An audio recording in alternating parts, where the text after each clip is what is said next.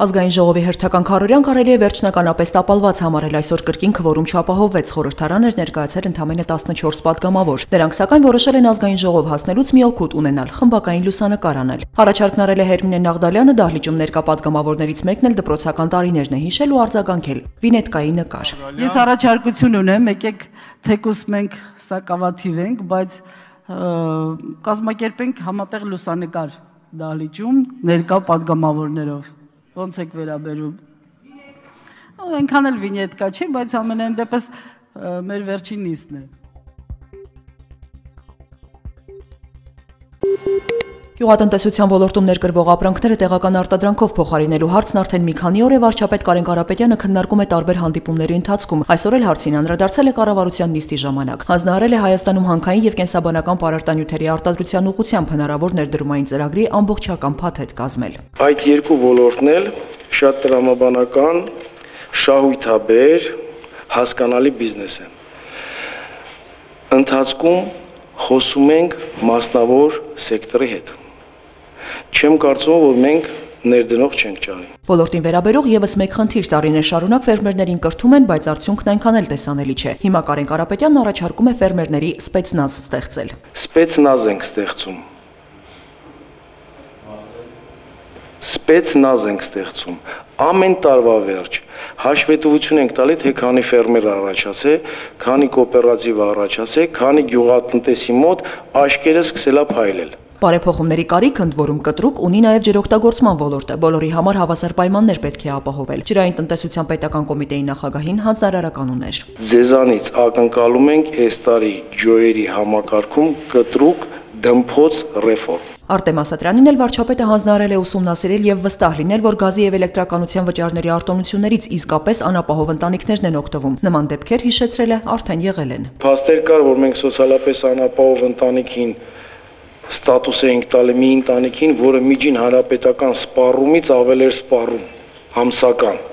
տարեկան սպառումից ավել իր վրա գալիս էր սպառումը։ Մենք այդ ամբողջը վերացրել ենք։ Մենք այս որոշման նախագծով ապահովելով հետադարձ կապը, դա ամեն ամսյա մոնիտորինգի ենք ենթարկելու պարոն վարչապետ։ Արման Սահակյանի ներկայացրած որոշման նախագիծը զարմացրել ու զայրացրել է վարչապետին։ Պետգույքի կառավարման վարչության պետը ներկայացրել է Արաքս ընկերության պետական 80% բաժնեմասն օտարելու առաջարկը։ Կարեն Կարապետյանը նախ հետաքրքրվել է, ինչով է զբաղվում ընկերությունը։ Սահակյանը հարցին չի կարողացել պատասխանել։ Այդ ինչ հիմնարկություն է, ինչով է զբաղվում դա։ Չնայած գործունեություն չի անում հիմա։ Պարոն վարչապետ, այս պահին ոչինչով չի զբաղվում։ Ինչով է զբաղվում։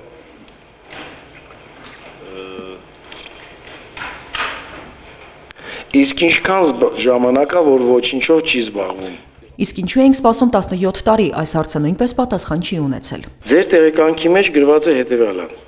այս ընկերությունը գործունեություն չի ծավալում 2000 թվականից։ Ընկերությունը ունի 6 աշխատող։ 2000 թվականից 2017-ին որոշում ենք օտարենք։ 2000 թվից ձեռնարկությունը բան չի անում, ինչին ենք 17 տարի սպասում։ Կառավարությունն այսօր հավանության է արժանացրել նաև Հայաստանի ներդրողների ակումբ ներդրումային հիմնադրամի հետ հուշագրի ստորագրումը։ Կարեն Կարապետյանը բացատրել է, թե ինչու է կարևորում այն։ Վստահ եմ, որ իրենք բերելու են բիզնեսի նոր մշակույթ մեկ։ Ֆոնդի անդամները բավականին ճանաչված հաջողակ բիզնեսմեններ են։ Ունեն լայն շրջանակներ բազմաթիվ երկրներում, ունեն բազմաթիվ պարտներներ։ Հանդիսանալու են կամուրջ մեր միջև եւ այդ երկրների եւ այլ ֆինանսական աղբյուրների։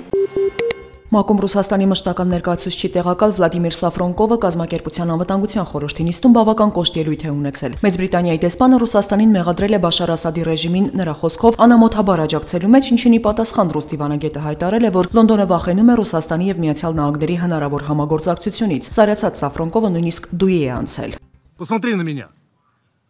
Глаза-то не отводи. Что ты глаза отводишь? Именно поэтому ты сегодня ничего не сказал о политическом процессе. Ելույթի վերջում Վլադիմիր Սաֆրոնկովը զայրացած նետել է. Не смей оскорблять Россию больше. Մինչ այդ Մոսկվայում էր Միացյալ Նահանգների պետքարտուղարը ռուսական աղբյուրների փոխանցմամբ Սերգեյ Լավրովը Ռեքս Թիլերսոնի հետ հանդիպման ժամանակ հայտարարել է, որ Սիրիային ԱՄՆ-ի հասցրած հարվածները հակասում են ահաբեկչության դեմ պայքարի նպատակներին։ Լավրովը նաև պնդել է միջադեպի մանրամասն հետաքննության անհրաժեշտությունը։ Վլադիմիր Պուտինն էլ Թիլերսոնի հետ հանդիպմանը կետ-առ-կետ ներկայացրել է բոլոր այն պատճառները, որոնք իր պատկերացմամբ հանգեցրել են հարաբերություններում այժմյան տխուր վիճակին։ Հանդիպման ավարտին սակայն Թիլերսոնը պնդել է, որ Սիրիայում ամերիկյան հրթիռակոծությունը հիմնավորված է եղել։